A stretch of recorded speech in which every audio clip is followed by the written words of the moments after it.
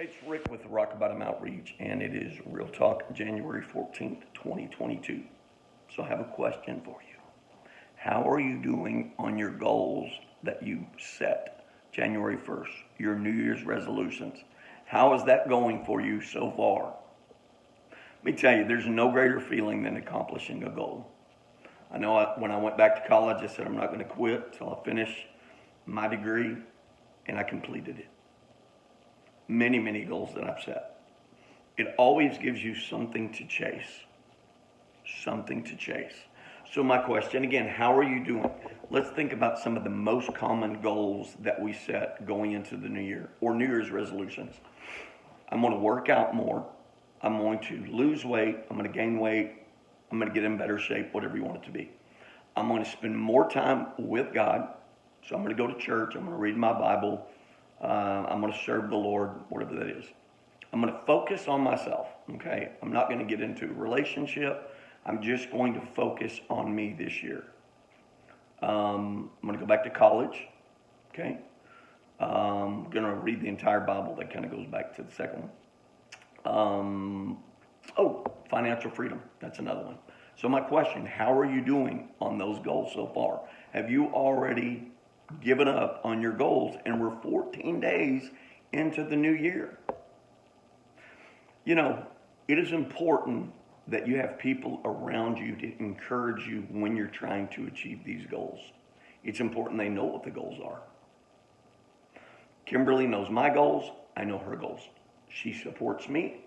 I support her. But here's what I want you to understand. When you set goals, commitments, there's going to be temptation that's going to come along.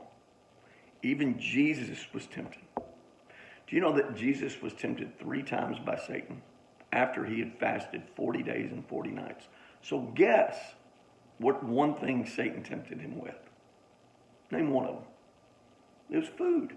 The dude was fasting for 40 days and 40 nights. He had to be hungry. He had to be lonely. He had to be angry and tired a little bit. That's a long time to fast. It just is. And guess what? It even says in Matthew chapter 4. Jesus was led by the Spirit into the wilderness to be tempted by the devil. After fasting 40 days, 40 nights, he was hungry. And so Satan tempted him. So you're going to be tempted the same way. Like me, I don't think I'd be tempted with sushi because I don't like sushi. I've never had it, but I don't think it's something I would like. I like catfish, fried. I like hush puppies. And so I wouldn't be tempted by that. But my point is this. Satan knew how to tempt Jesus, but he stayed the course by relying on the strength of his Heavenly Father. My first year of sobriety, let me just encourage you with this. My first year, my commitment was my relationship with God, okay? B, my sobriety. 3, personal healing. So what did I do? I was in church. I read my Bible. I got discipled. I served the Lord. My sobriety had a sponsor. I went to meetings. I stayed away from certain individuals that could be a temptation. I did not date anyone. I did not engage with anyone. I fulfilled that goal of that year, again.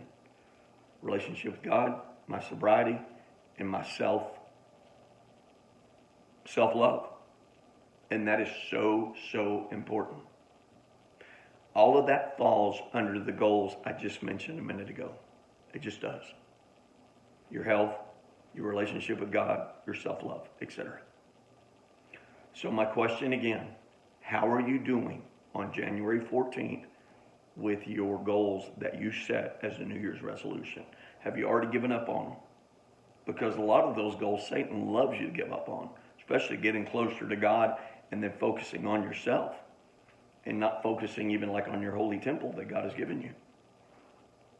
Think about it. So don't give up on your goals. You can do it. Have a good day. Bam.